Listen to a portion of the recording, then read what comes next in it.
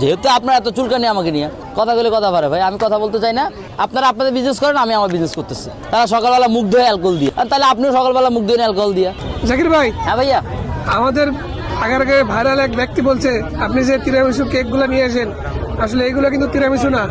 আচ্ছা এটা কি? ওনাকে জিজ্ঞেস করতে বলি এটা কি। এবং উনি বলছে তিরামিসু কেকের যে ম্যাটেরিয়ালস গুলা ব্যবহার করা হয় সেগুলো অনেক এক্সপেন্সিভ। তাহলে আমি অ্যালকোহল ব্যবহার করি ওনার জন্য, উনি আসুক, আমি একদিন খাওয়াই। হ্যাঁ, উনি বলছে এটাতে নাকি অ্যালকোহল ব্যবহার। ইতালির মানুষের সাথে যদি আমরা আমাদের তুলনা করি, তারা হচ্ছে নাস্তিক, তারা হচ্ছে গিয়ে ইহুদি আছে, নাস্তিক আছে, তারা হচ্ছে গিয়ে অ্যালকোহল, তারা সারাদিন, তারা সকালবেলা মুখ ধুয়ে অ্যালকোহল দিয়া, আর তাহলে আপনিও সকালবেলা মুখ ধুয়ে অ্যালকোহল দিয়া। যেহেতু আপনার এত চুলকানি আমাকে নিয়ে, তা আপনিও অ্যালকোহল দিয়ে মুখ ধুয়েন, তাহলে আপনি পানি দিয়ে মুখ ধুন গিয়ে লেগে। কথা বলে কথা পারে ভাই, আমি কথা বলতে চাই না।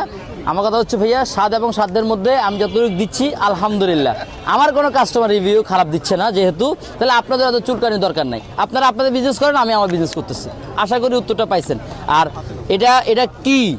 এটা হচ্ছে গিয়ে তিরামিসু, 100% তিরামিসু। আমি শুধু লেডি ফিঙ্গারটা ব্যবহার করি না, আর বাকি যতগুলো ম্যাটেরিয়ালস আছে সবগুলোই করতেছি হালালভাবে। হালাল কীরকম? আমি কোনো অ্যালকোহল ব্যবহার করতেছি না, কোনো হারাম জিনিস, মাকরু জিনিস ব্যবহার করতেছি না। আমি যা ব্যবহার করতেছি ইসলামী শরিয়া অনুযায়ী 100% হালাল এবং 100% ফুড গ্রেড। যে কেউ খেতে পারবে, 1 বছর বাচ্চা থেকে শুরু করে 90 বছরের মানুষ, প্লাস যাদের ডায়াবেটিস তারাও খেতে পারবে, কোনো প্রবলেম নাই। কথা বুঝছেন? আশা করি উত্তর পেয়েছেন ভাইয়া।